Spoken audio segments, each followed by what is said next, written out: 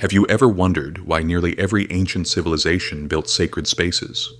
Massive temples, hidden chambers, sacred mountains, secret rooms where only a select few could enter. Historians tell us these structures were places of worship, and they were. But what if they were also teaching tools? What if the greatest mystery was never about a building at all? What if it was about you?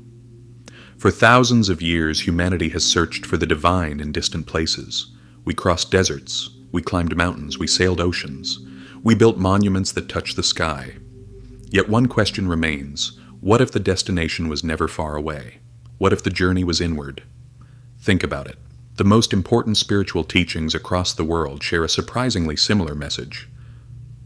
Know yourself. Look within. Be still. Awaken. Different words, different cultures, but the same direction. In ancient stories, heroes are constantly called to leave the ordinary world and enter a sacred place. Sometimes it is a temple, sometimes it is a cave, sometimes it is a mountain, sometimes it is a wilderness. The location changes, the pattern does not. First comes separation from distraction, then silence, then darkness, then revelation. The ancient storytellers understood something modern society often forgets. Transformation rarely happens in noise, it happens in stillness. Today we live surrounded by notifications, screens, advertisements, and endless demands for our attention. Every second, something is competing for your focus.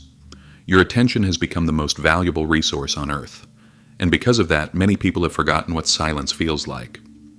When was the last time you sat alone with no phone, no music, no television, and no conversation? For many people, the answer is difficult to remember. Yet throughout history, silence was considered sacred. Mystics entered deserts, monks entered monasteries, hermits entered caves, not because they hated the world, because they wanted to hear something deeper than the world. Ancient wisdom traditions often describe the mind as a house filled with many rooms. Most people spend their entire lives in the front room, the room of daily concerns, bills, schedules, arguments, responsibilities. Important things certainly, but not the whole story. Beyond that room lies another, a quieter room, a place where reflection begins, a place where questions become more important than answers. Who am I? Why am I here? What kind of life am I creating? Am I living consciously or simply reacting?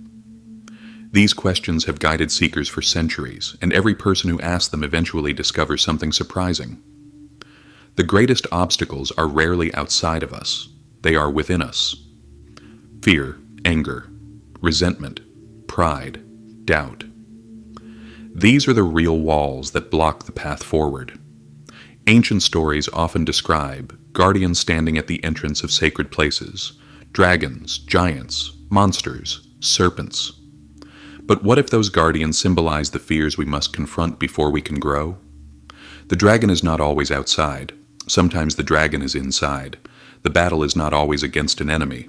Sometimes it is against our own limitations. That is why every meaningful journey requires courage. Not the courage to fight others, the courage to face yourself. Because self-examination can be uncomfortable, it forces us to see the parts of ourselves we usually avoid.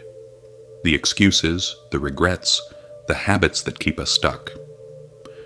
Yet on the other side of that honesty lies freedom.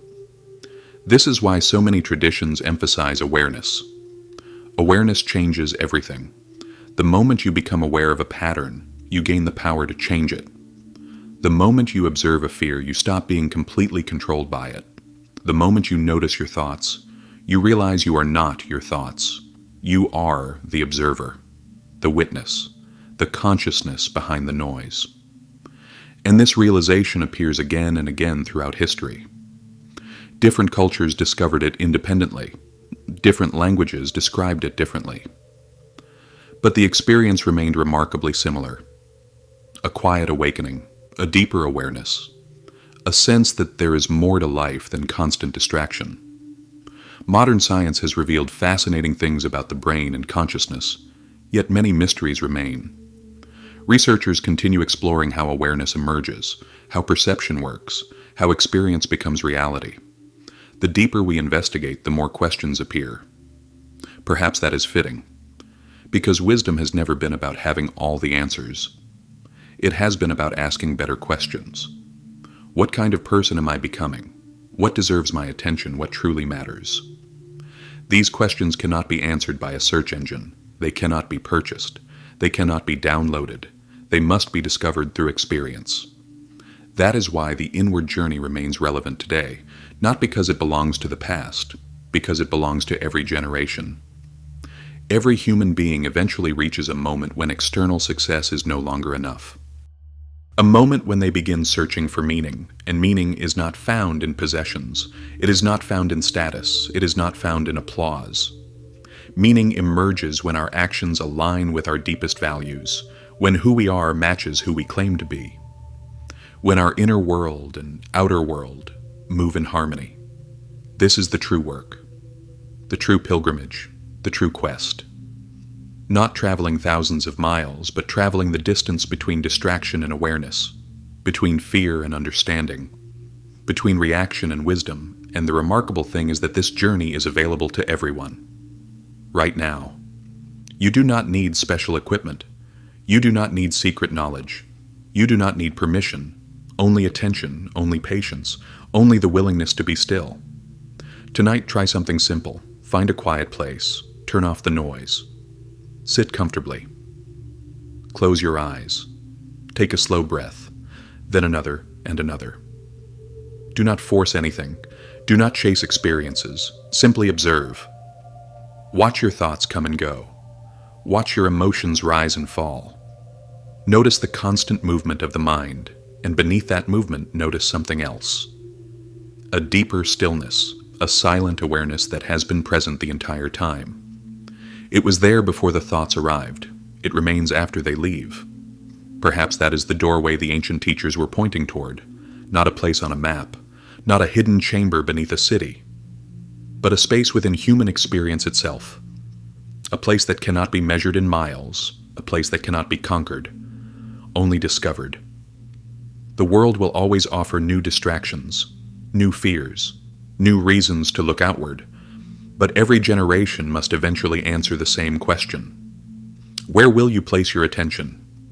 Because where attention goes, life follows, and perhaps the greatest temple is not something built by human hands.